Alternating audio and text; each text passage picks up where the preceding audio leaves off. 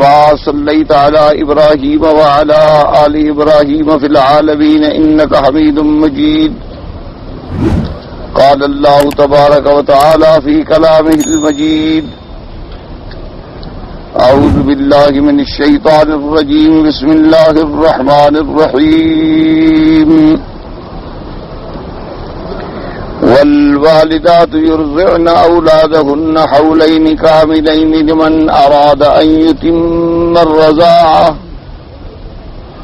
وعلى المولود له رزقهن وكسوتهن بالمعروف لا تكلف نفس إلا وسعها لا تضار والدة بولدها ولا مولود له بولده وعلى الوارث مثل ذلك فإن أرادا فصالا عن تراض منهما وتشاور فلا جناح عليهما.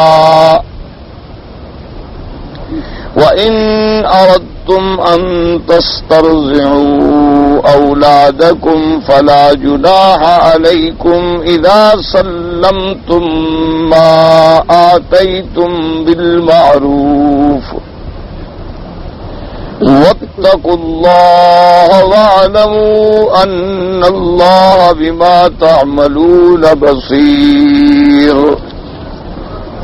اب ان آیات مبارکہ میں جو سورۃ البقرہ کی آیات ہیں، احکام رضاعت کے بارے میں اللہ تبارک و تعالی ارشاد فرماتے ہیں. ایسا آپ نے الحمدللہ سابقہ آیات میں پڑھا ہے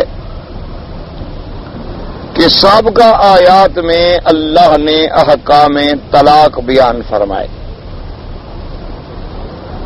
اور پھر ایک دو آیات کے بعد پھر بھی احکام طلاق کا جو بقیہ ہے ان کا ذکر آئے گا اس صورت مبارکہ میں. لیکن ان دو آیات کے درمیان میں اللہ تبارک و تعالی نے رضا کے احکام ذکر فرمائے تو اس کی حکمت یہ تھی کہ جب کسی خاندان میں خدا نہ کرے کوئی طلاق کی صورت پیش آتی ہے تو پھر یہ عام طور پر بچوں کا مسئلہ، دودھ کا مسئلہ، یہ جھگڑے بھی پیش آتے. تو اس لیے اللہ تبارک و تعالیٰ نے پہلے احکام طلاق کا ذکر فرمایا، بعد میں بھی پھر احکام طلاق کا ذکر آئے گا اور درمیان میں جو ہے احکام رضا کا ذکر آئے گا. پوری دنیا میں اگر آپ نظر ڈالیں تو انسانوں کی زندگی کی کامیابی جو ہے دراصل وہ اسی گھر کے ماحول پر ہے، گھریلو معاشرت پر ہے.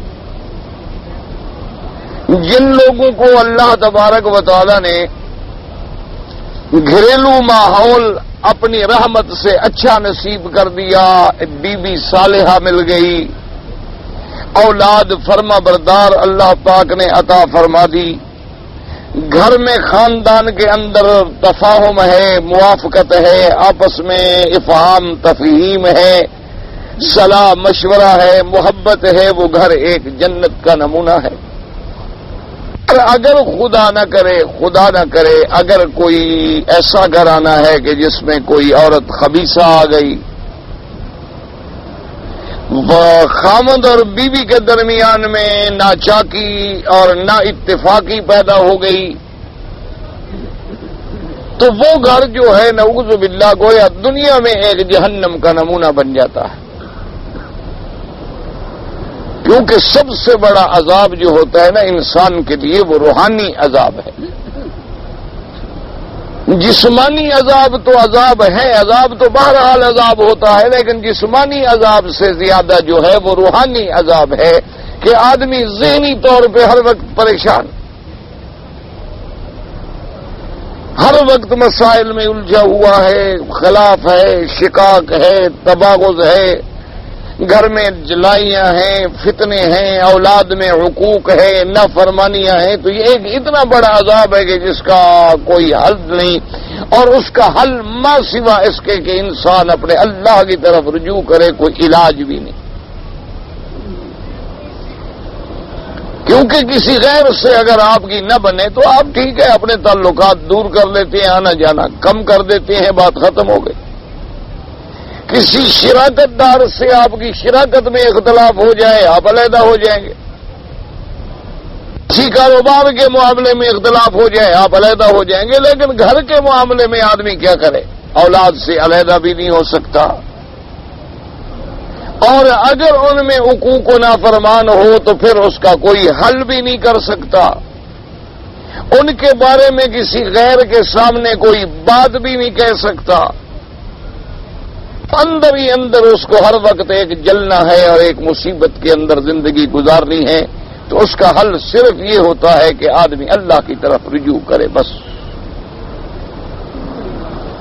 اس لیے قرآن مقدس نے طلاق کے مسائل جو ہیں بڑے واضح فرمائے، کھول کھول کے بیان کیے کہ بھئی ان مسائل میں اکثر جو ہے آدمی مبتلا ہو،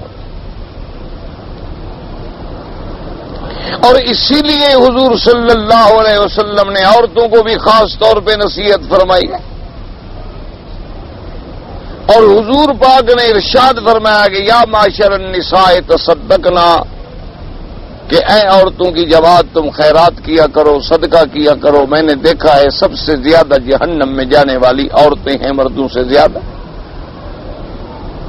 اسی طرح حضور صلی اللہ علیہ وسلم نے فرمایا کہ یہ عورتیں جو ہیں ناقصات العقل بھی ہیں، ناقصات الدین بھی ہیں، عقل کے اعتبار سے بھی ناقص ہیں، دین کے اعتبار سے بھی ناقص ہیں۔ اور اسی طرح حضور صلی اللہ علیہ وسلم نے فرمایا کہ جب دنیا میں معاملات اور امور جو ہے عورتوں کے سپرد ہو جائیں گے تو پھر موت بہتر ہے۔ اسی طرح حضور صلی اللہ علیہ وسلم نے فرمایا کہ مجھے اپنی امت پر جو خطرہ ہے سب سے زیادہ، فرمایا ایاکم وفتنۃ النساء، مجھے عورتوں کے فتنے کا سب سے زیادہ خطرہ ہے کہ میری امت اس میں مبتلا ہو جائے۔ اور اسی طرح اللہ نے بھی حکم فرمایا پھر مردوں کو کہ وَلَهُنَّ مِثْلُ الَّذِي عَلَيْهِنَّ بِالْمَعْرُوفِ، کہ خبردار جیسے تمہارے عورتوں پہ حق ہیں عورتوں کا بھی تم پر حق ہے۔ حضور صلی اللہ علیہ وسلم نے بھی فرمایا وَاسْتَوْصُوا بِالنِّسَاءِ خَيْرًا، آپ نے فرمایا خبردار عورتوں کے ساتھ بھلائی کا معاملہ کیا کرو، عورتوں کے ساتھ خیر کا معاملہ کیا کرو، نرمی کا معاملہ کیا کرو، بھلائی کا معاملہ کیا کرو۔ اسی طریقے سے حضور صلی اللہ علیہ وسلم نے فرمایا کہ خیرکم خیرکم لأہلہ، او کما قال، فرمایا تم میں سب سے اچھا وہ ہے جو اپنے گھر والوں سے اچھا ہے، کیونکہ آدمی باہر تو دوستوں سے اچھا ہوتا ہی ہے، اچھا جس سے آپ اچھے نہیں رہیں گے وہ آپ سے ویسے ملنا چھوڑ دے گا، السلام علیکم ختم۔ لیکن اصل اچھائی انسان کی جو ہے وہ اپنے گھر کے اندر ہوتی ہے کہ اس کا گھر والوں کے ساتھ کیا معاملہ ہے۔ اس لیے الحمدللہ اللہ پاک کی رحمت سے آپ نے سورۃ البقرہ کی ان آیات میں بڑی وضاحت کے ساتھ جو ہے طلاق کے مسئلے سمجھ لیے کہ طلاق سے آپ اجتناب کریں، طلاق سے بچیں، اس لفظ کو کبھی بطور مذاق بھی اور بطور غصہ بھی زبان پہ نہ لائیں۔ اگر خدا نہ کرے کبھی ایسے حالات ہو جائیں کہ کوئی حل نہیں رہا ہے طلاق کے بغیر تو پھر ایک طلاق دیں، شرعاً سنت کے مطابق ایک طلاق دے دیں، مقصد تو عورت کو علیحدہ کرنا ہے، ایک طلاق سے بھی علیحدہ ہوگی، اور وہ طلاق بھی اس وقت دیں جب عورت ایام حیض گزار کے پاکی کے دن گزار رہی ہو اور اس میں میاں بیوی آپس میں ملے بھی نہ ہو۔ ایک طلاق کے بعد تمہیں رجوع کا حق ہے، دو طلاقوں کے بعد بھی تمہیں عدت کے اندر لوٹانے کا حق ہے، لیکن جب تیسری طلاق ہو جائے گی تو پھر کوئی حل نہیں ہے ماں سوا اس کے کہ وہ عورت دوسری جگہ نکاح کرے، اور وہ نکاح بھی بغرض نکاح ہو، بغرض حلالہ نہ ہو۔ پھر اگر ان کو طلاق ہو جائے تو پھر عدت گزارنے کے بعد پہلے شوہر کے پاس لوٹ سکتے، اور اگر دو طلاقیں ہو گئی یا ایک طلاق ہو گئی، عدت گزر گئی، اب بھی رجوع آپ نہیں کر سکتے، کیونکہ رجوع کا حق تو عدت کے اندر تھا۔ جب عدت گزر گئی ہے تو اب آپ یہ کر سکتے ہیں کہ اگر دونوں میاں بیوی شریعت کے مطابق دونوں دل سے رضامند ہو کے دوبارہ نکاح کرنا چاہیں تو اللہ نے حکم دیا کہ ولی جو ہیں، وارث جو ہیں، مت روکیں ان کو دوبارہ نکاح کرنے۔ اور ان تمام احکامات کے بعد پھر اللہ نے فرمایا کہ یہ احکام ان کے لیے ہیں جو اللہ پر ایمان رکھتے ہیں، یوم آخرت پر ایمان رکھتے ہیں۔ جس کا خدا پر بھی ایمان نہ ہو، رسول پر بھی ایمان نہ ہو، آخرت پر بھی ایمان نہ ہو، اس کو اب لاکھ نکاح طلاق کے مسئلے سمجھائیں، اس کو کیا ضرورت؟ کیوں اس کے لیے نہ کوئی حلال ہے نہ کوئی حرام ہے۔ وہ تو ایک ایسا معاشرہ ہے کہ جیسے دنیا میں جانور آتے ہیں، کھاتے ہیں، چرتے ہیں، پیتے ہیں، اپنی شہوتیں پوری کرتے ہیں، جانور کے ساتھ پھر اولادیں بھی ان کی ہوتی رہتی ہیں، کوئی کدھر گیا اس کو پتہ نہیں کون ماں ہے کون باپ ہے، وہ تو پھر ایک جنگلی معاشرہ ہے۔ نہ والدین کا کوئی پتہ ہے، نہ ماں باپ کا کوئی پتہ ہے، نہ نسب کا کوئی پتہ ہے، نہ نسل کا کوئی پتہ ہے۔ ابھی اس دور میں بھی بعض افریقن ملکوں میں ابھی تک اللہ معاف کرے یہ غلط رسم ہے کہ پہلے عورت کا تعلق ہو جائے گا، ایک دو بچے ہو جائیں گے پھر نکاح کریں گے۔ اور بعض معاشروں میں تو خیر یہ نکاح کا جو معاملہ ہے وہ ایک رسمی یعنی قانونی کارروائی ہے، عدالتی، ورنہ اس میں جو احکام خدا بندی ہیں ان کی کوئی رعایت نہیں ہوتی۔ اس لیے اللہ نے فرمایا کہ یہ ہم نے جو نصیحت کی ہے، جو ہم نے اوامر دیے ہیں، جن چیزوں سے ہم نے تم کو روکا ہے، یہ ان لوگوں کے لیے ہے جو اللہ پر یوم آخرت پر ایمان رکھتے ہیں اور جن کا یہ ایمان ہے کہ اللہ جانتے ہیں، ہم نہیں جانتے۔ چونکہ ہمیں پیدا کرنے والا خدا ہے تو جس نے پیدا کیا اس کو ہماری ضروریات کا زیادہ علم ہے۔ ان احکام کے بعد اب مسئلہ آتا ہے رضا کا۔ والوالدات یرضعن اولادهن حولین کاملین لمن اراد ان یتم الرضاع۔ اللہ نے فرمایا والدات جو ہیں دودھ پلائیں اپنے بچوں کو، کتنا؟ 2 سال۔ تو اب یہ مسئلہ رضا ہے کہ اگر اللہ نے آپ کو بچہ دیا یا بچی دی، مانا ایک ہے، لڑکا ہو یا لڑکی ہو، تو بھائی وہ کتنی مدت تک دودھ پیے اپنی ماں کا؟ اللہ نے فرمایا حولین کاملین، 2 سال۔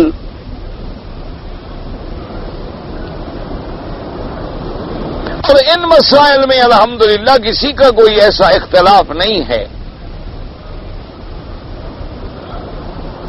وہ جو ایک مسئلہ ہے کہ احناف کے نزدیک جو ہے مدت جو ہے وہ 2 سال نہیں 2.5 سال ہے، اس کو بھی سمجھیں۔ احناف رحمہم اللہ یہ نہیں کہتے کہ بھی 2 سال مدت رضا نہیں، وہ بھی کہتے ہیں رضا کی مدت 2 سال ہے۔ ان کے نزدیک بھی حولین کاملین ہیں۔ یاد رکھیں مسئلہ یہ ہے کہ بھائی اگر ایک بچے نے ایک عورت کا دودھ جو ہے 2 سال نہیں بلکہ اس سے 1 مہینہ بعد یا 2 مہینے بعد یا 3 مہینے بعد یا 4 مہینے بعد یا 5 مہینے بعد یا 6 مہینے بعد یعنی 2.5 سال، 2.5 سال کی عمر تک اگر کسی بچے نے کسی دودھ والی عورت کا باقاعدہ منہ سے اس کے پستان سے دودھ پیا ہے تو کیا رضاعت ثابت ہوگی یا نہیں ہوگی؟ مسئلہ یوں ہے، سمجھیے۔ ایک ہے مدت رضا کہ بھئی مدت رضا کتنی ہے؟ 2 سال۔ ایک یہ ہے کہ بھائی 2 سال سے زیادہ گزر چکے تھے، 3 مہینے 4 مہینے 5 مہینے 6 مہینے، مقصد ہے بچہ 2.5 سال کا ہو گیا تھا۔ اس عمر میں اس نے کسی عورت کے سینے سے دودھ پیا۔ یاد رکھو رضا کے لیے یہ بھی ضروری ہوتا ہے کہ باقاعدہ بچہ اپنی ماں کا دودھ اپنے منہ سے اس کے پستان سے پیے۔ یوں نہیں ہوتا دودھ کا مسئلہ مثال کے طور پر کہ تم دودھ گلاس بھر کے اس کو کسی اور کا دودھ پلا دو یا کر دو، نہ، اصل مسئلے انشاءاللہ تفصیل سے آپ پڑھیں گے۔ تو اب صرف احناف رحمہم اللہ کے نزدیک یہ ہے کہ بھئی اگر 2.5 سال تک ایک بچے نے دودھ پی لیا تو کیا حکم رضا ثابت ہو جائے گا؟ یہ دودھ پلانے والی اس کی ماں بن جائے گی، جس بچی کے ساتھ دودھ پی رہا ہے وہ بہن بن جائے گی، آئندہ ان پر رضا کا حکم ہوگا کہ نکاح آپس میں نہ ہو کہ بھئی یہ رضائی بھائی ہیں، رضائی بہن بھائی بن گئے ہیں؟ تو احناف کہتے ہیں ہاں 2.5 سال تک جو ہے وہ رضا کا حکم جاری ہو سکتا، کیونکہ ایک دوسری آیت مبارک میں بھی آتا ہے کہ حملہ وفصالہ 30 شہرا، قرآن مقدس کی ایک آیت مبارک ہے کہ مدت حمل اور دودھ چھڑانے کی مدت جو ہے وہ ہے 30 مہینے، 30 مہینے مقصد ہے 2.5 سال۔ تو 2.5 سال جب آ گیا، 30 شہر آ گیا، تو امام صاحب فرماتے ہیں کہ یہ بھی ثابت ہے دنیا میں کہ 6 مہینے کا بچہ بھی پیدا ہو جائے تو بچہ زندہ رہ جاتا ہے۔ بہت سارے ایسے واقعات موجود ہیں کہ عورت کو 6 مہینے کے بعد حمل جو ہے وضع حمل ہو گئی اور بچہ یا بچی پیدا ہوئی اور وہ ٹھیک ٹھاک زندہ بھی رہے۔ تو فرماتے ہیں کہ اگر ہم مثلا مدت حمل لے لیں 6 مہینے تو باقی جو ہے وہ 24 مہینے وہ ہو گئے، تو لہذا یہ دونوں مدتیں جا کے 30 مہینے بنتی ہیں۔ تو اس لیے احتیاط کا تقاضا اسی میں ہے، کیونکہ یہ حلت و حرمت کا مسئلہ ہے، اور اگر اس نے اس مدت میں بھی دودھ پیا ہے تو حکم رضا ثابت ہو جائے۔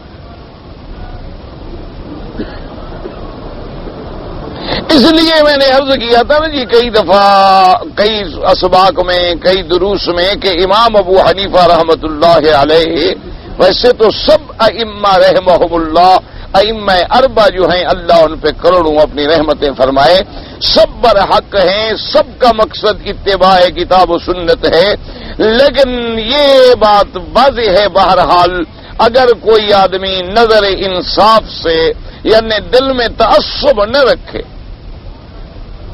نظر انصاف سے بالکل خالی الذہن ہو کر مسائل پہ غور کرے، تو اس کو یہ بات ماننی پڑے گی کہ امام صاحب جہاں حلال حرام کا مسئلہ ہے بڑی احتیاط کریں،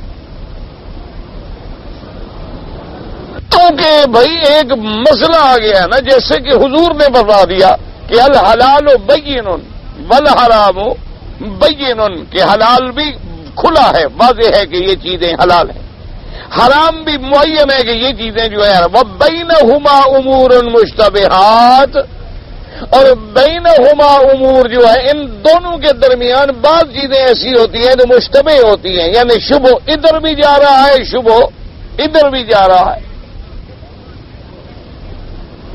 تو ان چیزوں کے بارے میں حضور نے فرمایا کہ مشتبہات چیزیں جو ہیں ان سے بچو، جس چیز میں شبہ ہو جائے اس چیز سے بچنے کی کوشش، کیونکہ جب بچ جاؤ گے تو الحمدللہ ایک چیز میں شبہ ہوتا کہ بھئی پتہ نہیں یہ حلال ہے یا حرام، اب یہ حالات کا تقاضا یہ بھی بتا رہا ہے، دلائل حلال کے بھی مل رہے ہیں لیکن حرام کے بھی کچھ باتیں نظر آتی ہیں، آپ نے چھوڑ دی تو آپ بچ گئے نا۔ اگر آپ نے کھا لیا مثلا تو چیز تھی حلال تو الحمدللہ، لیکن وہ اگر حرام نکلا تو پھر قیامت میں تو آپ پکڑے گئے، اس سے بچ جانے میں زیادہ تمہاری بہتری ہے نا۔ اس لیے امام صاحب رحمت اللہ علیہ بڑا اس مسئلے میں بڑے سخت، کیونکہ جیسے اسی طرح آپ 3 طلاقوں میں مسئلہ دیکھ رہے ہیں، ان کے نزدیک تو اگر کسی آدمی نے ایک دفعہ بھی 3 طلاق دے دی وہ کہتے ہیں 3 ہو، کہ بھائی دیکھو طلاق کا مسئلہ ہے، آگے حلت و حرمت کا مسئلہ ہے، اس لیے ان کا یعنی بڑا محتاط پہلو ہوتا ہے۔ ابھی ہمارے ہاں جب اسلامی قانون کے بارے میں تدوین ہو رہی تھی، یعنی قانون اسلامی بنانے کے لیے احکام بنے تھے، اسلامی مشاورتی کونسلیں بنی اور پتہ نہیں کیا کیا بنا، اللہ عالم، ہم تو بہرحال یا اخباروں میں پڑھتے ہیں یا بعض احباب سے سنتے ہیں۔ تو جو لوگ نظام مرتب کرنے میں موجود تھے، کیونکہ اب ضرورت تھی نا جی کہ اسلامی آئین کو باقاعدہ جدید انداز میں مدون کر کے کورٹ میں دیا جائے، چونکہ جی کورٹ تو مطالبہ کرتی تھی دیکھو جی انگریزوں کا قانون تو ہمارے پاس بڑا مرتب ہے، مدون ہے، منظم ہے کہ بھی چوری ہے تو یہ دفعہ ہے، قتل ہے تو یہ دفعہ ہے، لڑائی ہے تو یہ دفعہ ہے، دانت ٹوٹ جائے تو یہ دفعہ ہے، انگلی کٹ جائے تو یہ دفعہ فلاں کاروائی کرو. لیکن ایسا آپ نے کوئی اسلام کے بارے میں تو ہمیں مرتب کر کے نہیں دیا ہوا. قرآن میں موجود ہے، حدیث میں موجود ہے، لیکن منظم مرتب ترتیب سے دفعات کے مطابق کہ دفعہ نمبر فلاں، دفعہ نمبر فلاں، دفعہ نمبر فلاں، اس کی تعریفیں، اس کی توصیفیں، اس کی سارا ما لہو و ما علیہ متعلقات جو ہیں ایک ہمیں نظام بنا کے دو تاکہ ہم بھی اپنے سامنے رکھیں. جیسا کہ دنیا کے قوانین ہیں، مثلاً برٹش کے ہیں اور رومن لا ہیں اور بائی لاز ہیں دنیا میں، تو وہ باقاعدہ کتابوں کی شکل میں ہوتے ہیں، ان کے ضوابط ہوتے ہیں. تو اب جب علماء نے بیٹھ کے باتیں تو موجود تھی، صرف ان کو ان کے عقل کے مطابق ترتیب دینی تھی، کیونکہ پہلے تو قاضی بنتے تھے علماء. پہلے زمانے میں جب اسلام کا بول بالا تھا تو قاضی بنتا ہی وہ تھا جو خود بہت بڑا عالم ہوتا تھا ماشاءاللہ. علم حاصل کرنے کے بعد وہ خصوصی طور پہ قضاء کا تیاری کرتے تھے، قضاء کا کورس کرتے تھے، پھر ان کو قاضی بنایا جاتا تھا. ان کے لیے تو کوئی مسئلہ نہیں تھا، انہوں نے تو فوراً کتاب کھولی، مسئلہ دیکھ لیا، تیار ہو کے مقدمے پہ آ گئے، عدالت میں آ کے بیٹھ گئے. لیکن اب جب مسئلہ مشکلات یہ پیش آئیں کہ بھئی ہمارے ججز جو ہیں، ہمارے مجسٹریٹ جو ہیں، ان بیچاروں نے اس طرح تو علم حاصل نہیں کیا، ان کا قصور بھی کوئی نہیں، اور پھر زندگی بھی ان کی دوسرے قوانین پہ عمل کرتے ہوئے گزر گئی. اب وہ چاہتے ہیں تو اس لیے جب علماء بیٹھے اور قوانین کی ایک ایک جزیے پہ بحث ہوئی اور اس میں بڑے بڑے علماء اور بڑے بڑے ماشاءاللہ فقہی جزیات کو سمجھنے والے مفتیان کرام اور جدید قوانین کے ماہرین بڑے بڑے وکلاء، تو وہ اعتراف کرتے ہیں کہ جتنا ہمیں فقہ حنفی نے اور امام ابو حنیفہ رحمۃ اللہ علیہ کے قواعد و ضوابط نے ہمارا فائدہ کیا ہے، اور کسی فقہ نے اتنا ہمارا ساتھ نہیں دیا.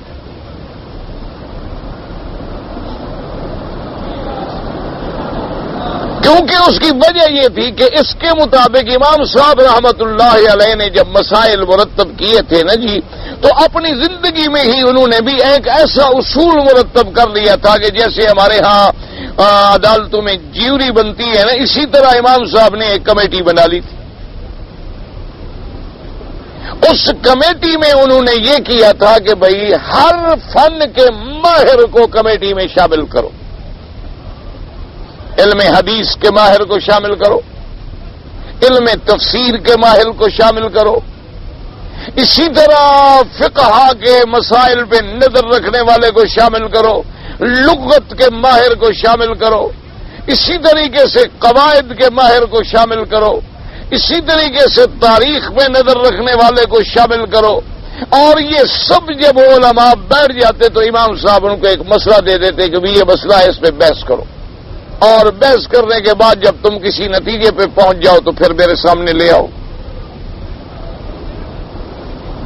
اس میں ماشاءاللہ بڑے بڑے لوگ تھے، امام ابو یوسف تھے، امام محمد بن حسن الشیبانی تھے جو امام شافعی کے استاد ہیں رحمت اللہ علیہ، اور امام ظفر تھے، بڑے بڑے لوگ تھے. پھر وہ ایک مسئلے کو سامنے رکھتے، جس مسئلے پہ اتفاق ہو جاتا اس میں تو بحث کرنے کی ضرورت ہی نہیں تھی، وہ تو مسئلہ متفق علیہ لکھ لیا جاتا. اور جس مسئلے پہ اختلاف ہو جاتا تو پھر سارے حضرات اپنے اپنے دلائل دیتے، دلائل دینے کے بعد امام صاحب کے سامنے رکھتے، امام صاحب رحمت اللہ علیہ پھر فیصلہ کر. تو اس طرح ایک ترتیب آ چکی تھی. اسی طرح پھر عالمگیر کے دور میں فتاوی عالمگیری جب مرتب ہوا تو وہ بھی ایک مستقل قانون کی تدوین تھی، کیونکہ اس سے پہلے اس کے بعد باپ نے تو اللہ معاف کرے دین اکبری کی بنیاد ڈال دی تھی.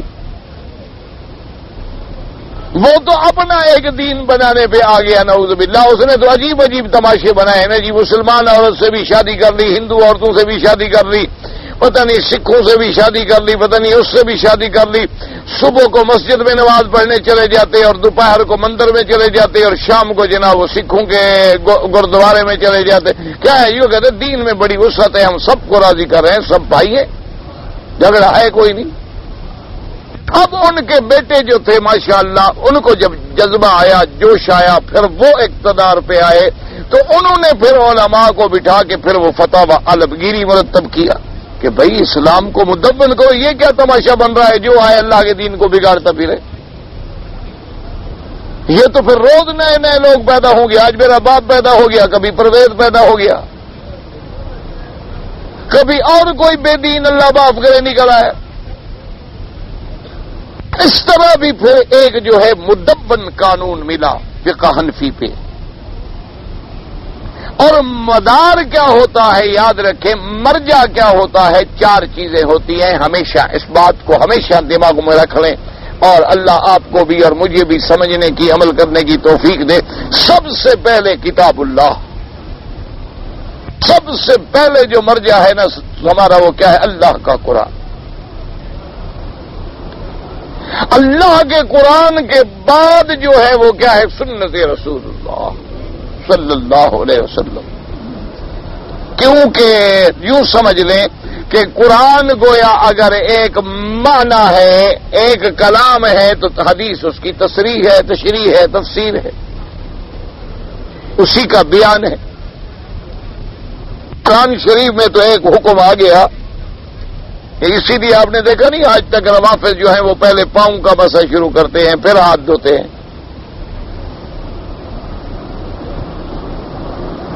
کیوں نے کہا جیتا کم تم الى الصلاۃ فاغسلوا وجوہکم وایدیکم الى المرافق وامسحوا برؤوسکم وارجلکم الى الکعبین. اچھا کنہوں نے کہا کہ دیکھو جی قرآن تو کہتا ہی ہے نا کہ فاغسلوا وجوہکم, پہلے منہ دھو پھر ہاتھ دھوئیں, پھر اس کے بعد سر کا مسح کریں, پھر پاؤں کا مسح کریں, وضو ہو گیا.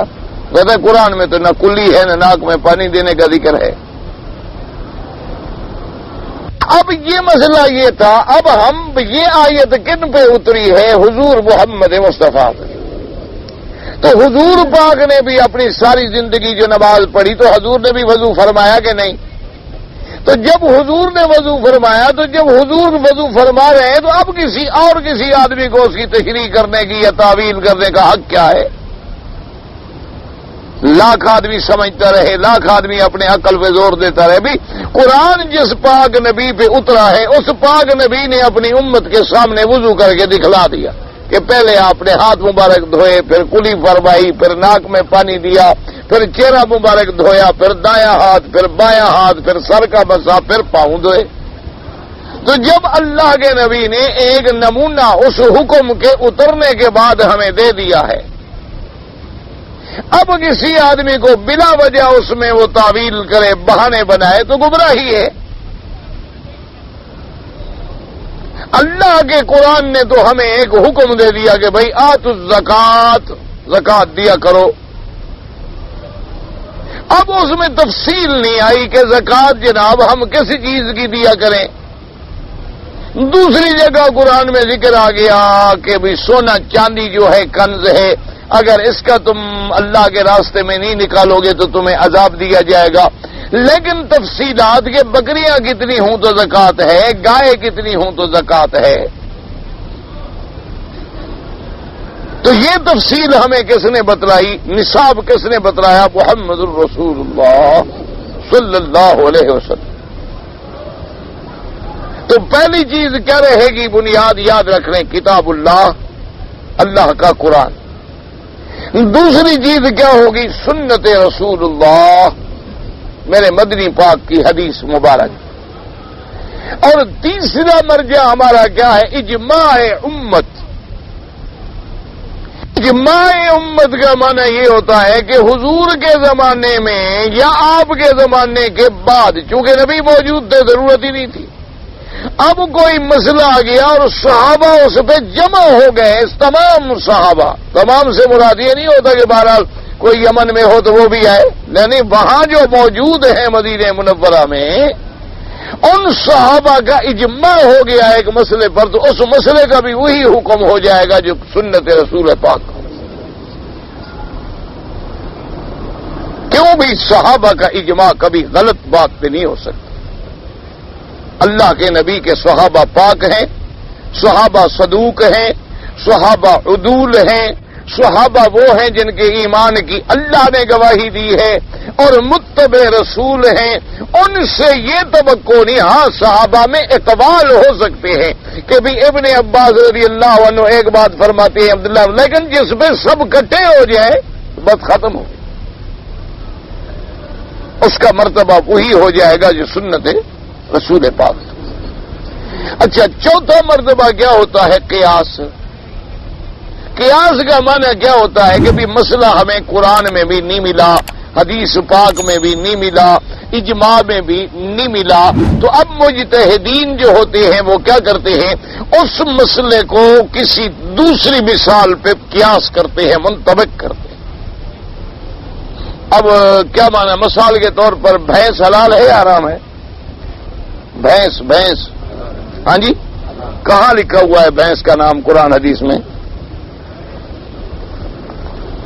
کسی کو کوئی آیت یاد ہو یا حدیث شریف یاد ہو بھینس کے بارے میں تو پڑھے۔ قیاس کیا گائے پر، جب گائے کا ذکر موجود ہے تو بھی جب اسی طرح ہے تو یہ بھی حلال، سمجھا؟ اس کو کہتے ہیں قیاس۔ کیا مانا کہ بھی وہ بے عین ہی لفظ بھینس کا تو تھا نہیں، چونکہ یہ سرزمین ایسی تھی کہ یہاں بھینس ہوتی ہی نہیں تھی، اب تو خیر تھوڑی بہت کہیں نہ کہیں آ گئی ہیں، لیکن حضور پاک صلی اللہ علیہ وسلم کے زمانے میں تو بھینس کا کوئی وجود ہی نہیں تھا۔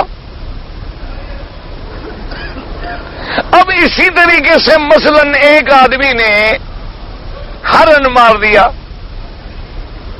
اب اس نے دیت دینی ہے ہرن کی۔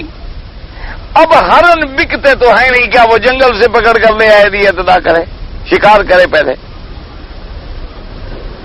تو اس کو پھر علماء نے مجتہدین نے کہا کہ چل ٹھیک ہے، اپنا ہرن کے کیا مقام بکری ہو سکتی ہے، بس ٹھیک ہے، بکری اور ہرن کا کیا فرق ہے؟ وہ سینگوں کا ہی فرق ہے نا، گوشت ووشت میں وزن میں تو خاص فرق ہے نہیں۔ تو اس طرح اس کو کہا جاتا ہے قیاس، یعنی ایسے مسئلے پر قیاس کیا جائے کہ جو پہلے موجود ہے، جو پہلے اس کی مثال پہلے موجود ہے اور یہ بالکل عین اسی کے مطابق بیٹھ رہا ہے۔ مثال کے طور پر جو ہے گھڑی، اب گھڑی کا کوئی وجود تھا؟ کوئی نہیں، لیکن حضور پاک کے زمانے میں کیا ہوتا تھا؟ پرانے لوگوں نے دیکھا ہوگا، مسجد قباء میں جاتے تھے نا، ایسے ایک نشان بنا ہوتا تھا، ایک گھڑی سی بنی ہوتی تھی دیوار پہ مٹی پہ، تو وہ کیا ہوتا تھا کہ وہ لوگ نشان لگا دیتے تھے سورج کا، کہ سورج جو ہے جی عین نصف النہار پہ کب ہوگا، کہ جب اچھا زوال کب ہوگا، ایسے ایک لکڑی کھڑی کر دی، اب اس کا سایہ اس کے پورا ہے تو عین نصف النہار ہے، اگر سایہ ذرا نکلا بھئی زوال شروع ہو گیا اور سایہ ڈھلنے لگ گیا ہے۔ اب وہ لوگ کیا کرتے تھے؟ وہ یہ کرتے تھے کہ بھئی 12 گھنٹے ہیں دن، مثلا 12 گھنٹے ہے رات، تو وہ اسی کو تقسیم کر لیتے تھے ایک سورج کے نشان لگا کر، بھی عین جب سورج سر پہ آتا ہے اس سے لے کر پھر سورج غروب ہونے تک کتنی ساعت کر لے رہا ہے، اور اسی طرح پھر طلوع سے لے کر عین نصف النہار تک کتنی دے رہا ہے، اسی سے وہ اندازہ لگا لیتے تھے کہ بھی اب وقت یہ ہو گیا۔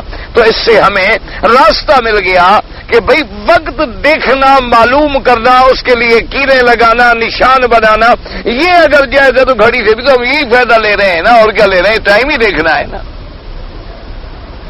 اور تو کچھ نہیں۔ اب یہ علیحدہ مسئلے پیدا ہو جائیں گے کہ پھر گھڑی سونے کی ہو گئی، اب یہ پھر علیحدہ مسئلے ہو جائیں گے کہ بھئی گھڑی ہے اس سونے کی تو کیا مرد پہنے یا نہ پہنے، پھر ہم حدیث کو دیکھیں گے بھی مرد کے لیے سونا پہننا حرام ہے۔ اچھا، اب خدا کی شان دیکھیں کہ گھڑی پہننا حرام ہے، بٹن سونے کے لگانا فقہا کہتے ہیں جائز ہے۔ اب دیکھو، حالانکہ سونا پہننا حرام ہے اور گھڑی پہننا حرام ہے، سونے کا پین رکھنا حرام ہے، سونے کے برتنوں میں کھانا حرام ہے، لیکن سونے کا دانت لگانا جائز ہے۔ اچھا، اب دانت لگانے میں بھی دو مسئلے بن گئے کہ بھی دانت ضرورت کے لیے لگا رہا ہے سونے کا پترا یا خوبصورتی کے لیے؟ کیونکہ ایک تو ہے ضرورت کہ میرا دانت ٹوٹ گیا، میں نے دانت لگانا ہے، آخر کوئی دانت تو لگاؤں گا نا۔ اب جب میں نے دانت لگوانا ہے تو کسی چیز کا لگاؤں گا، یا تو مجھے کوئی اسی قسم کی کوئی ہڈی ملے، اور پھر وہ پتہ نہیں ہوتا ہڈی کس بلا کی ہے۔ تو اب جناب یہ ہے کہ بھی میں سونے کا ایک یہ ہے کہ نہیں، دانت تو میرا ہے لیکن اس پہ میں نے پترا چڑھا دیا ہے زینت کے لیے۔ اچھا، یا دانت ٹوٹ گیا ہے، اس کے ساتھ والے دانت کے ساتھ بھی ہم نے ربط کرنا ہے، یہ جو ہم لگا رہے ہیں تو اس پر بھی چڑھانا پڑ رہا ہے، کیونکہ دانت کو دانت کے ساتھ کیسے روکا جوڑا جائے۔ تو اب اس میں ہم کیا کریں؟ تو محدثین نے کہا ہاں، حضور پاک نے مجتہد نے کہا کہ ایک صحابی کا ناک کٹ گیا تھا تو انہوں نے ناک لگایا چاندی کا پترا بنوا کے، تو چند دنوں کے بعد اس میں بدبو ہو جاتی تھی۔ ان نے حضور کی خدمت میں عرض کیا کہ یا رسول اللہ، میں نے جو یہ پترا لگایا اس میں بڑی ہوا پیدا ہو جاتی ہے، اگر سونا لگایا جائے تو ہوا پیدا نہیں ہوتی، سونے کی یہ خصوصیت ہے کہ اس میں بدبو نہیں ہوتی۔ تو حضور نے فرمایا لگا لو۔ تو محدثین نے کہا کہ بھی اگر ناک اس کی ضرورت بن گیا تھا تو سونا لگانا جائز ہے، تو دانت بھی جائز ہے۔ اچھا، اب یہ تھا کہ بھی کوئی صرف زینت کے لیے لگایا، انہوں نے کہا ناک بھی تو آخر زینت کے لیے لگایا تھا نا، نہ چڑھاتا پترا تو زندگی تو گزر جاتی نا، پٹی بھی باندھ لیتا، مر تو نہیں جاتا تھا۔ تو لگایا اسی لیے تھا نا کہ بھی میری زینت ٹھیک ہو جائے، فرق نہ لگے، دور سے ذرا ٹھیک نظر آؤں۔ تو اس لیے انہوں نے کہا بھی اگر زینت کے لیے بھی کو لگائے تو ٹھیک۔ اچھا، اب بٹن کا مسئلہ آ گیا، فقہا نے یہ لکھ دیا، اب لوگ اعتراض کو دیکھو جی دیکھو، کہتے ہیں بٹن سونے کے جائز ہیں۔ اصل مسئلہ کیا ہے بھی حدیث میں دو چیزیں حضور نے مردوں کے لیے حرام کی تھی، کیا؟ سونا اور ریشم، دونوں ہاتھ میں لے لیے، فرمایا ہاذان حرامان علی ذکور امتی۔ اچھا، لیکن اب مسئلہ آ گیا کہ اچھا بھی تلوار پہ کہیں لگا ہوا ہے دستے میں، تو وہاں جواز کی شکل نکل آئی۔ اچھا، دوسرا حضور نے فرمایا کہ ہاں اگر یہ تانا پیٹا جو ہے خالص ریشم ہے پھر تو حرام ہے، لیکن اگر ایک سوت ہے اور ایک ریشم ہے، غالب سوت ہے اور تھوڑا سا ریشم ہے، یا ساری چادر سوتی ہے، اس کی کنارے جو ہوتے ہیں وہ ریشمی ہیں، تو میں یہ جائز ہے، کیونکہ یہاں پیمائش کا اعتبار ہے کہ بھئی مثلا 2 گز ہے تو 2 گز میں بھئی پونا گز بنتا ہے ریشم اور اس پونے 2 گز جو ہے بنتا ہے سوت، تو وہاں اس کی پیمائش اور طول عرض دیکھا جائے گا، وزن نہیں دیکھا جائے گا۔ تو نے کہا بٹن جب کپڑے میں لگ جاتا ہے تو اب کپڑے کے طول عرض کو دیکھا جائے گا، یہاں وزن نہیں دیکھا جائے گا۔ یہ تو کپڑے کے تابع ہو گیا نا، اس کے بغیر بٹن کو ہاتھ میں لے کے تو نہیں پھرتا نا، کپڑے میں ہی کہیں لگائے گا نا۔ اس لیے بات کو سمجھیں، اللہ سمجھ دے۔ اگر کوئی مسئلہ سمجھ نہ آئے تو یہ خیال کر لیا کرے بھی میری غلطی ہوگی، میرا کوئی قصور ہوگا، میرا علم تھوڑا ہے، میں ایک ناقص رائے رکھتا ہوں، اور اگلے لوگ جو گزرے ہیں اللہ ان کی قبروں پہ کروڑوں رحمتیں کرے، انہوں نے جو فرمایا ضرور کوئی اس میں وزن ہوگا، دلیل ہوگی، میں نہیں سمجھ رہا، بس کسی کو برا نہ کہے، کسی پہ اعتراض نہ کرے، کسی سے بغض نہ رکھے، یہ مسائل ہوتے ہیں۔ تو اس لیے اب سمجھیں کہ بھی مدت رضا تو سب کے نزدیک 2 سال ہے، اس میں تو کوئی جھگڑا ہے نہیں، یہ تو قرآن کا مسئلہ ہے۔ تو یہ 4 ہمارے مرجع ہو گئے۔ اچھا، اب یہ بھی بات یاد رکھ لیں ہمیشہ، جو مسئلے منسوخ ہیں، معنی نص میں موجود ہیں، قرآن میں یا فرمان رسول میں، ان میں کوئی جھگڑا نہیں ہوتا، ان میں کبھی کسی امام کے نزدیک اختلاف ہونے کا سوال ہی پیدا نہیں ہوتا۔ سوال کیسے ہو بھی نص موجود ہے، بات ختم ہو گئی۔ اچھا، نص موجود ہے، حضور کا فرمان موجود ہے، لیکن 2 فرمان ہیں، 2 حدیث مبارک ہیں، وہاں معلوم التقدم و تاخر دیکھنا پڑے گا کہ پہلا کیا تھا اور بعد میں کیا تھا۔ مثلا نماز پڑھنے میں سلام کا جواب دینا جائز تھا، جب کوئی آدمی نماز پڑھ رہا ہوتا کوئی آ کہتے نا السلام علیکم تو نماز میں کہہ دیتے وعلیکم السلام. حضرت عبداللہ ابن مسعود فرماتی ہیں رضی اللہ عنہ کہ میں باہر گیا, جب واپس آیا حضور نماز پڑھ رہے تھے, میں نے سلام کیا, حضور نے جواب نہیں دیا. فرماتی ہیں میں ڈر گیا کہ میرے آقا مجھ سے ناراض ہو گئے ہیں, پہلے تو ہمیں جواب دیتے تھے, آج جواب جو نہیں دے رہے میرے سلام کا تو آپ ناراض ہیں. بعد میں جب حضور نماز سے فارغ ہوئے تو آپ نے فرمایا عبداللہ ابن مسعود اب اللہ نے نماز میں بولنا منع کر دیا, اب نماز میں ہم سلام کا جواب نہیں دے سکتے. اب جب وہ آخری حدیث مبارک آ گئی تو پہلی خود بخود منسوخ ہو گئی. جیسے ہم بیت المقدس کو نماز پڑھتے تھے, قرآن آ گیا تو پہلا حکم منسوخ ہو گیا, ختم. اسی طرح متع تھا, عورتوں کے ساتھ متع کرنا جو ہے پہلے موجود تھا. حتیٰ کہ دو صحابی کہتے ہیں کہ ہم دو آدمی تھے اور ایک عورت رہتی تھی, اس کے پاس ہم گئے متع کرنے کے لیے. وہ صحابی کہتے ہیں کہ میرے پاس جو چادر تھی وہ بڑی اچھی چادر تھی, بڑی خوبصورت تھی, بڑی قیمتی تھی, اور میرے ساتھی جو تھا اس کی چادر بڑی پرانی تھی, لیکن وہ نوجوان تھا, میں بوڑھا تھا. تو اس عورت سے ہم نے کہا کہ بھئی ہم متع ہم دونوں چاہتے ہیں, تم کس کے ساتھ راضی ہوتی ہو؟ اس نے کہا چادر تو تمہاری اچھی ہے لیکن یہ جوان ہے, میں اسی کے ساتھ راضی رہتی ہوں, تمہاری چادر نہیں رہتی. تو چادر کے بدلے میں ہم نے متع کیا. یہ بات موجود ہے, حدیثوں میں موجود ہے, لیکن پھر حضور پاک نے واضح فرما دیا کہ خبردار لا متع فی صاحب, کوئی متع نہیں اسلام میں, حرام ہو گیا. بس اب صرف نکاح ہے, ایک سے کرو, دو سے کرو, تین کرو, چار بیویاں رکھو, لیکن متع نہیں کر سکتے.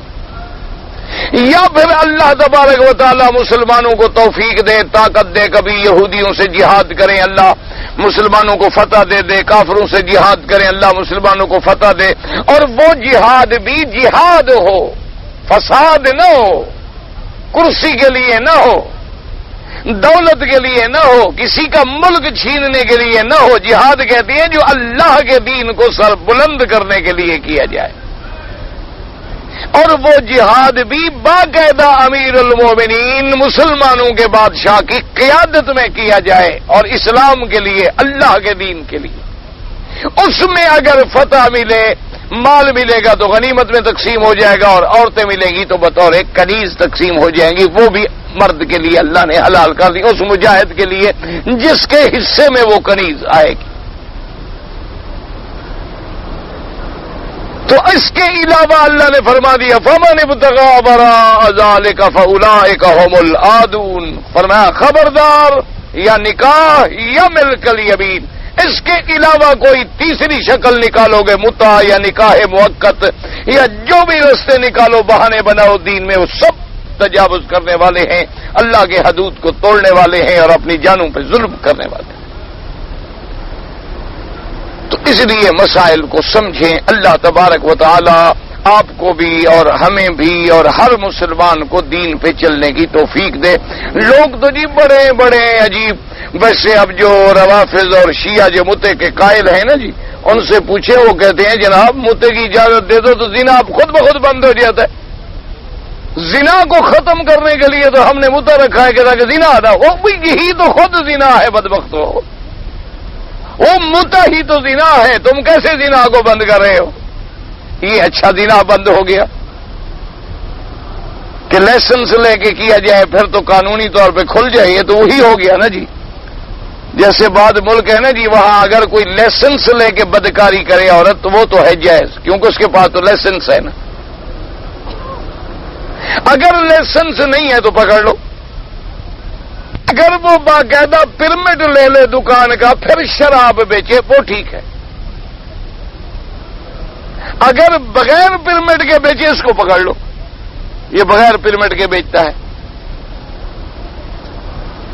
تو یہ تو پھر وہی ہو گیا کہ متع جب کیا تو گویا زنا کا پرمٹ دے دیا اس کو کہ بھئی, کیونکہ اس میں نہ تو کوئی قاضی ہے, نہ گواہ ہے, نہ شہود ہے, اچھا نہ نسب ہے, نہ طلاق ہے, نہ عورت پہ عدت ہے. اچھا ابھی متع کیا ایک آدمی نے 2 دن کے لیے, وہ تو چلا گیا, عورت کیا گئی, طلاق ہو گئی, کیا ہو گئی؟ پھر عورت کسی اور سے متا کرے گی. اچھا چلو فرض محال اس نے 1 مہینے میں یا 2 مہینے میں 4 آدمیوں سے متا کیا, عورت کو حمل ٹھہر گیا, کس کا بیٹا ہے؟ کوئی باپ بننے کے, وہ متا کرنے والا تو کر کے چلا گیا, وہ تو گیا 2000 میل دور, اس کو تو یاد ہی نہیں میں نے کس عورت سے متا کیا تھا, اس کو کیا ضرورت ہے, اس نے تو 2 راتیں گزارنی تھی, گزاری نکل گیا. تو اس لیے اسلام نے ان کو حرام کر دیا. تو اب رضا کا مسئلہ سمجھیں, رضا کا مسئلہ بڑا اہم ہے. رضا کا معنی یہ ہوتا ہے کہ دودھ پینا, ایک تو ہے نا اپنی ماؤں کا دودھ پینا, یہ بھی ایک مسئلہ ہے کہ بھی بچہ جب پیدا ہو تو کتنی مدت تک اپنی ماں کا دودھ پیے. مدت ہے 2 سال. 2 سال کے بعد اسے دودھ چھڑا دینا چاہیے. اچھا اب اگر بفرض محال ایک آدمی نے اپنی ماں کا دودھ نہیں پیا, ماں بیمار تھی, یا ماں کا دودھ بچے کے لیے کسی وجہ سے مضر تھا. بعض اوقات ہوتا ہے نا, اللہ معاف کرے, مائیں بیمار ہوتی ہیں بیچاری, کوئی ٹی بی کی مریض ہے, کوئی ایسی بیماری کی مریض ہے, برس ہے, جزام ہے, کوڑ ہے, تو بھئی اگر بچہ بھی دودھ پیے گا تو بیماری متعدی ہے, پھر دودھ میں اثر کرے گی, بچے تک بھی پہنچے گی. تو اس لیے بھی وہ کہہ دیتے ہیں بھی ماں کا دودھ نہ پلاؤ. تو اب یہ بچہ جس عورت کا بھی دودھ پیے گا وہ عورت اس کی رضائی ماں بن جائے گی. اچھا, اور جس عورت کا دودھ پیے گا لازماً وہ عورت بھی تو بچے والی ہوگی, تو دودھ ہوگا نا, بغیر بچے کے تو دودھ ہوتا نہیں. آج کل تو خیر شوہر بھی پی لیتے ہیں, پتہ نہیں ان کو کیسے مل جاتا ہے بچے کے بغیر یا بچے کے ساتھ.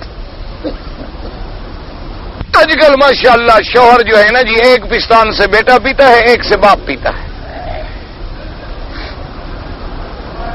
فرما بردار شوہر ہیں, دونوں فائدے دینا. اور عورتیں کتنی فرما بردار ہیں ماشاءاللہ, بیوی کی بیوی ہے, ماں کی ماں ہے.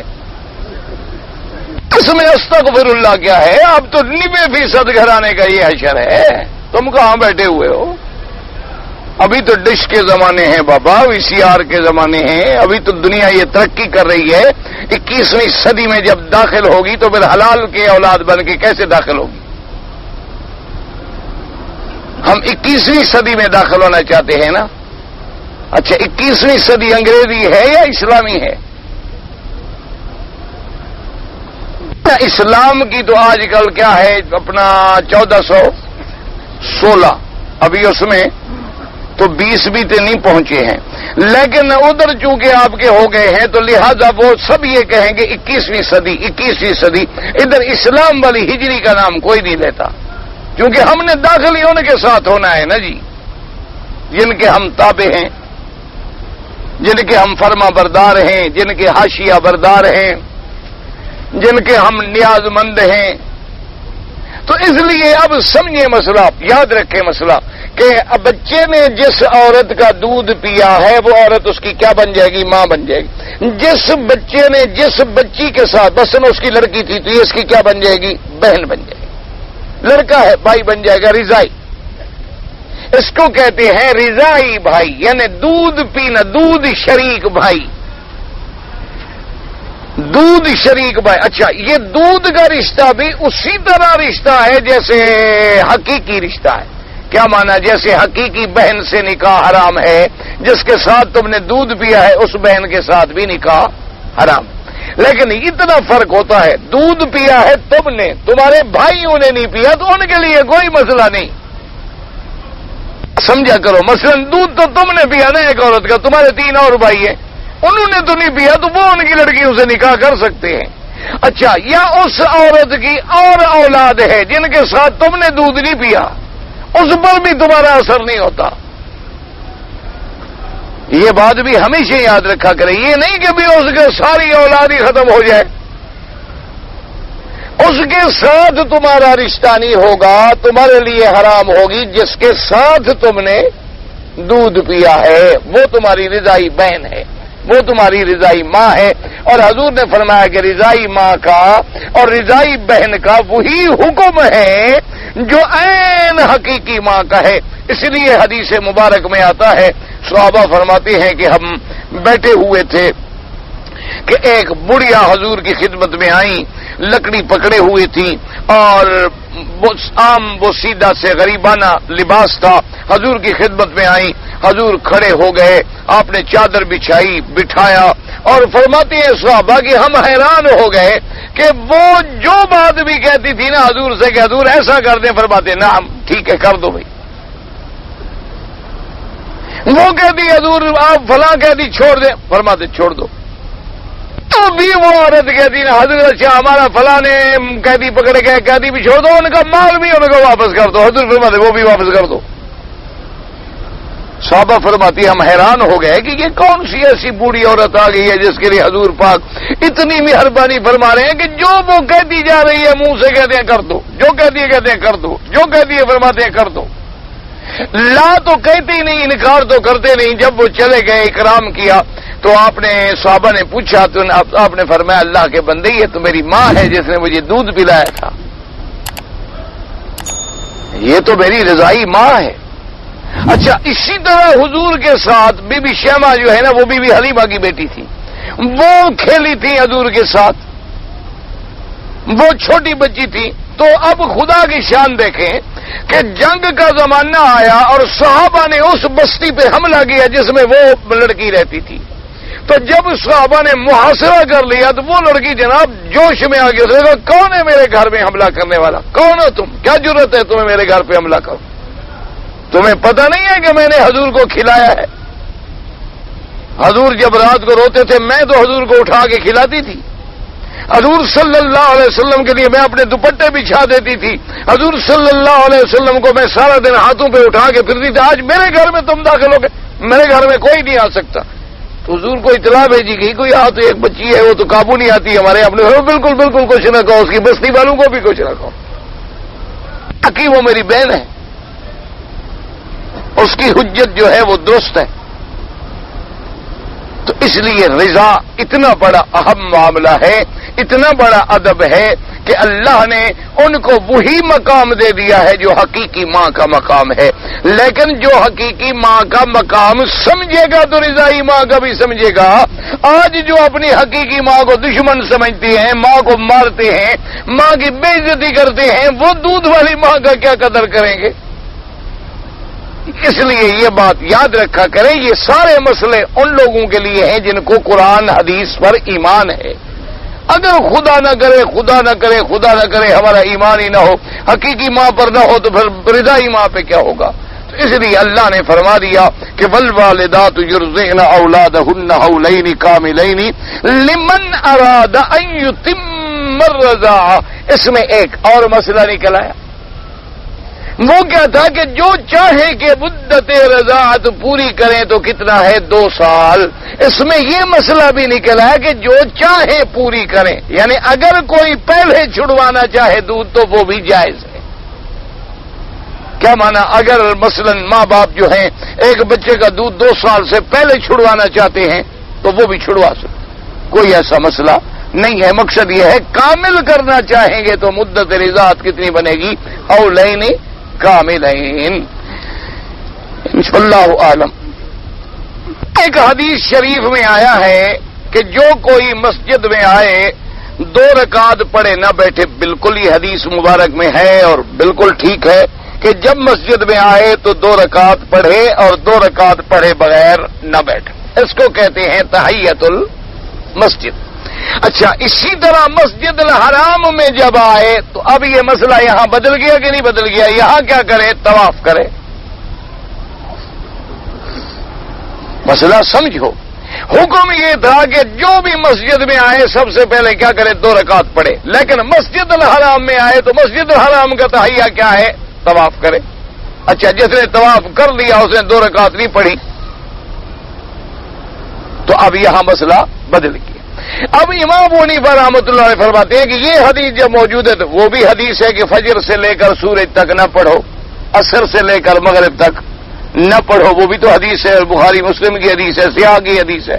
اس لیے وہ فرماتی ہیں کہ اوقات مکروہ جو ہیں جن میں منع کر دیا گیا ان میں تو منع ہو جاؤ, جن میں حکم دیا گیا ان میں پڑھا کرو. ان کے نزدیک یہ ہے.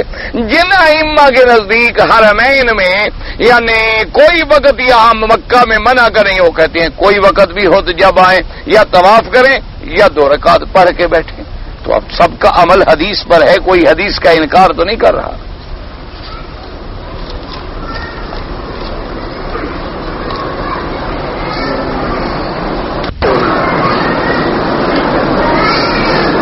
میں نے ایک آدمی کا پیسے دینے تھے، 3 مہینے کا وعدہ تھا، 1 سال سے میں یہاں کام کر رہا ہوں، میں نے اس کی رقم ادا نہیں کی. اس شخص نے مجھے 2-3 مرتبہ خط بھی لکھے لیکن میں نے اقرار کے مطابق رقم ادا نہیں کی. اب اس شخص نے میرے گھر سے میری صلح کے بغیر رقم لے لی ہے، کیا اس نے صحیح کیا تھا اور کیا کرتا وہ؟ اچھا اب بھی اس کا گناہ ہے کہ اس غریب نے کیوں لے لی ہے؟ واہ بھائی واہ، مسئلہ اچھا پوچھ رہے ہو. اللہ کے بندے تم نے اس کی رقم دینی ہے، تم نہیں دے رہے ہو، تمہارے گھر سے لے لی، اچھا کیا.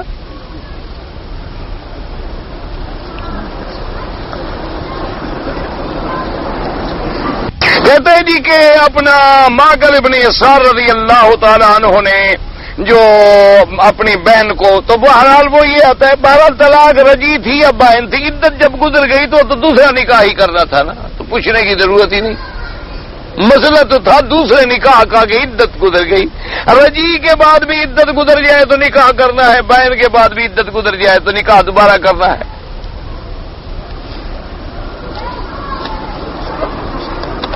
کوئی آدمی حافظوں کو بلاتے ہیں قرآن پڑھانے کے لیے، اور حافظ جو ہیں بغیر پیسوں کے قرآن نہیں پڑھتے، یہ پڑھنے والے بھی گناہگار، پڑھوانے والا بھی گناہگار. تم کیوں بلاؤ؟ نہ بلاؤ حافظوں کو، کسی نے ٹھیکہ دیا ہے حافظوں کو؟ نہ بلاؤ نہ پیسے دو، جتنا تمہیں خود آتا ہے پڑھو، نہیں آتا دعا کرو اپنے والدین کے لیے بس. کہتے جی ہمارے ملک میں بعض حافظ جو ہیں رمضان المبارک میں تراویح پڑھتے ہیں، اور جب ختم کی رات آتی ہے تو لوگ ان کو پیسے دیتے ہیں. بھئی اگر حافظ نے پہلے دن طے کر لیا کہ بھئی میں تمہارے ہاں تراویح پڑھاؤں گا لیکن مجھے 1000 روپے دو گے، تو اللہ کی رحمت سے نہ نماز ہوئی نہ کچھ ہوا، فی امان اللہ، دونوں کا رمضان مفت گزر گیا. اگر حافظ نے کوئی طے نہیں کیا، نہ حافظ کے دل میں ہے کہ مجھے پیسے ملیں، کچھ بھی نہیں، اس کے دماغ میں بھی یہ نہیں، وہ اللہ کے لیے پڑھا رہا، لیکن ختم کے بعد لوگوں نے محبت میں اس کی مدد کر دی کہ آخر بھی یہ بھی مسافر ہے، باہر سے آیا ہے، اس کے بھی اخراجات ہیں، لیکن اس کے دل میں بھی خیال نہ ہو اور مطالبہ بھی نہ ہو، پھر کوئی حرج نہیں. تو کسی نے 5 رکعت نماز پڑھا، نماز ہو جائے گا. 5 رکعت تو ہوتا نہیں بابا، یا 4 ہوتے ہیں یا 3 ہوتے ہیں یا 2 ہوتے ہیں. 5 پڑھا تو سجدہ صاف کرے، نہیں کیا نماز لوٹائے. ابے جی کہ سود کے کنویں بنے ہوئے ہیں سود کے پیسوں پر، اس سے وضو کیا جائے یا نہ کیا جائے. بہرحال کوشش تو آپ یہ کریں کہ نہ کریں. اگر کوئی حل نہیں ہے تو سود کے کنویں کا کیا مانا؟ تو جس نے قرضہ لیا ہے بنایا ہے اس کو تو گناہ ہو جائے گا، لیکن ہمارا وضو ہو جائے گا، ہمارا وضو تو ہو جائے گا. لیکن کوشش کریں اگر تمہیں پتہ ہو تو حرام کے قریب مت جائے، حرام حرام.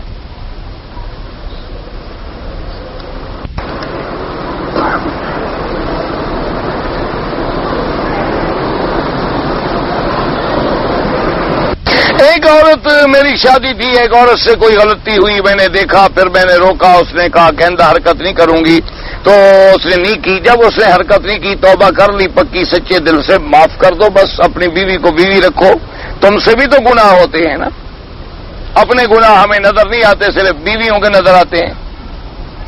بھئی ہم جو باہر غلطیاں کرتے ہیں اللہ معاف کرے، اس لیے کہ عورت کو پتہ نہیں، عورت کچھ کر نہیں سکتی، اس کی کوئی غلطی دیکھی تو ہم ڈنڈا لے کے سوار ہو گئے.